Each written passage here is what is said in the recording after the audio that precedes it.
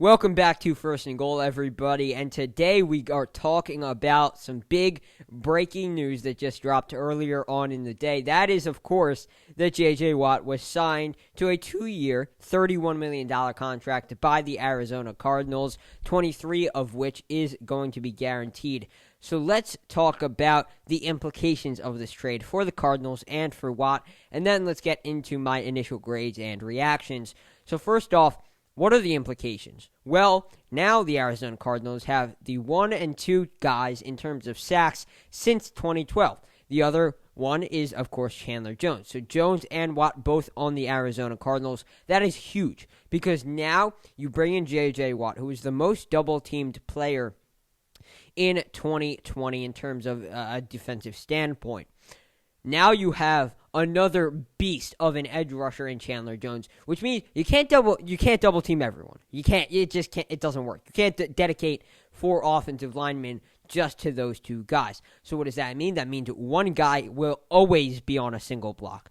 100% of the time, at least one of them will be on a single block. That is massive. That is huge because, like I just said, J.J. Watt was double-teamed the most out of any player in the NFL. So clearly, he is wreaking havoc for teams. He is an issue for teams. And that's not a surprise. He's J.J. Watt. I know he isn't the player he used to be, but he had 5 sacks in 2020, which is a solid season. And overall, because he's getting double-teamed so much, he doesn't have the most opportunities to get into the backfield. But what he does do is he wreaks havoc. He creates chaos in the backfield. He might not get to the ball carrier every time. He might not get the sack every time, but he's going to disrupt the play, and that is invaluable. That is so undervalued by NFL fans and by the NFL media because we need to look at these players and say, all right, those guys make an impact. It's not about the most tackles. It's does that guy help stop the play quickly before the ball carrier can get downfield and make a play. J.J. Watt does that. J.J. Watt creates chaos, creates controlled chaos. That's key. He is controlled chaos. Now, with Chandler Jones coming off the edge, he's, again, going to get more single blocks. What do more single blocks lead to? More single blocks lead to more sacks. I expect the sack number for the Cardinals to go up next year. I really do, just because of the impact that Watt will have as a presence, as a person on that line. He doesn't even need to have crazy sack numbers. Just the fact that he is there, I think, is going to have a big impact on the efficiency of the Arizona Cardinals pass rush. Now, what else does this mean? Another big thing that this means, I think, not the smartest move, Hassan Reddick is going to walk. You don't pay someone $15.5 million and expect, like they did in J.J. Watt, and expect to bring back another big name, big ticket free agent in Hassan Reddick. Hassan Reddick is an excellent player. He had 12.5 sacks this season. That was top 3 in the NFL. He was top 2 in tackles for loss next to who I think should have been Defensive Player of the Year, T.J. Watt. And he was also second, I believe, in forced fumbles with 6. So Hassan Reddick, I mean, it's no surprise he had an excellent year. This year was his breakout season, and he was incredible. If I'm the Cardinals, I really want to keep him around because he's a very good edge rusher. But with this signing, it's just not going to happen. I mean, J.J. Watt is going to be paid $15.5 million for the next 2 years, next 2 seasons. So it's not like a one thing and you get him off the books and then your cap can go back to healthy. It's 2 seasons. So it just doesn't work out. And so it's unfortunate for the Cardinals, but Hassan Reddick, who, by the way, is vastly younger than J.J. Watt, and I think will be much a better investment long-term because I don't think the Cardinals are going to win the Super Bowl in the next 2 years. But long-term, Hassan Reddick makes a lot more sense to me. So I don't think that was necessarily the smartest move by the Cardinals because you need to have more than tunnel vision. I mean, J.J. Watt is a guy that I thought would go to the Packers, the Bills, maybe Cleveland, maybe Tennessee, teams that are ready to win now and are ready to start making their playoff pushes.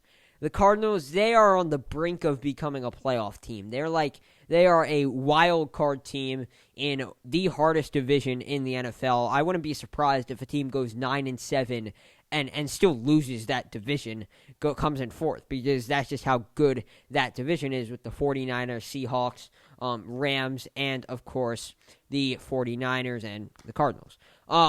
But I just don't see it. I mean, J.J. Watt clearly went there for the money. $15.5 million is no cheap deal, so clearly went there for the money. That's no surprise. But that puts you in a situation where you're not going to be able to bring back Hassan Reddick, which I think is a poor misstep on the part of the Arizona Cardinals. I do not like that whatsoever. So Reddick will hit free agency. He's going to go somewhere else, or not finish out his career, but get a second contract in another city other than Arizona. Those are the immediate implications that I take away from this trade. I think something worth adding is that DeAndre Hopkins, who was J.J. Watt's teammate on the Texans and, of course, a star on that team as well, is, of course, on the Arizona Cardinals. So I think, this is just a guess, but I would assume Hopkins had a big part in recruiting J.J. Watt and getting him to come to Arizona. So I think that's worth mentioning. I think that's something, just to think on.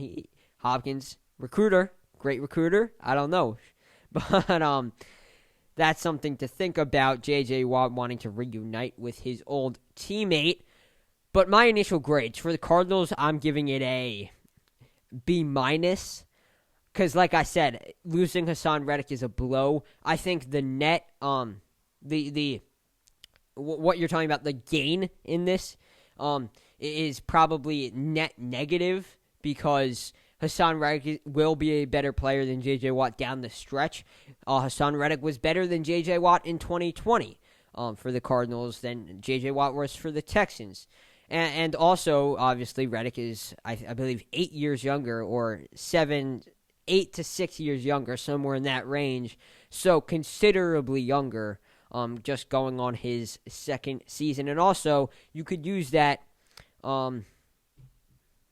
you could use the franchise tag on Hassan Reddick, which I'm actually not sure how much money that is, but you could keep him around. You can't do that anymore because it's going to be too expensive, but you could have kept him around for that fifth year if you didn't want to dish out a huge contract right away.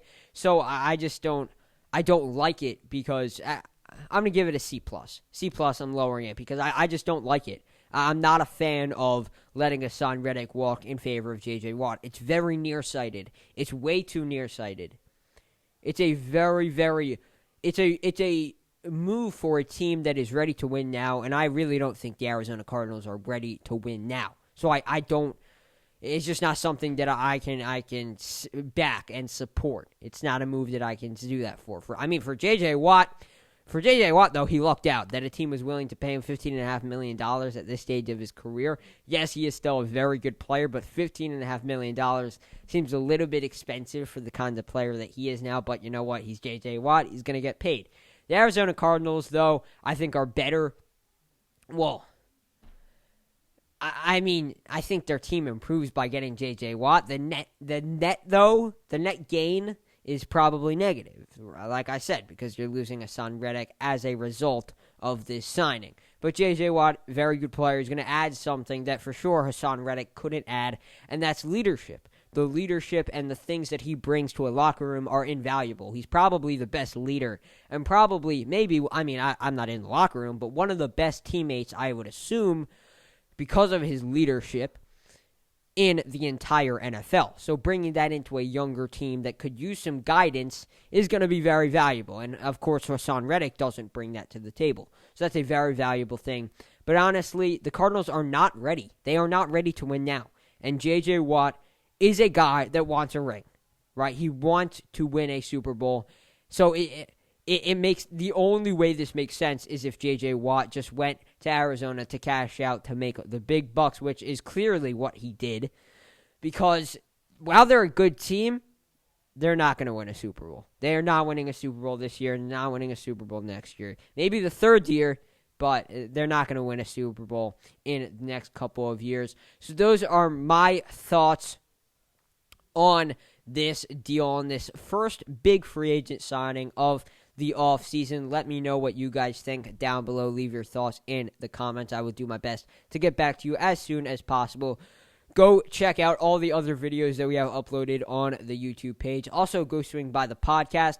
That is First and Goal with Sam Levine on Apple Podcasts, Google Podcasts, Spotify, wherever you get your podcasts. That can be found wherever you listen to your podcast. Also, go swing by the website, firstandgoalfootballtalk.com, for all articles regarding the NFL, NCAA, all that stuff. The website is the place for that. And finally, if you want to stay in the loop on everything we are doing here over at First and Goal, check out the Twitter, First and Goal FB. That's the Twitter handle. So until next time, Sam Levine signing off.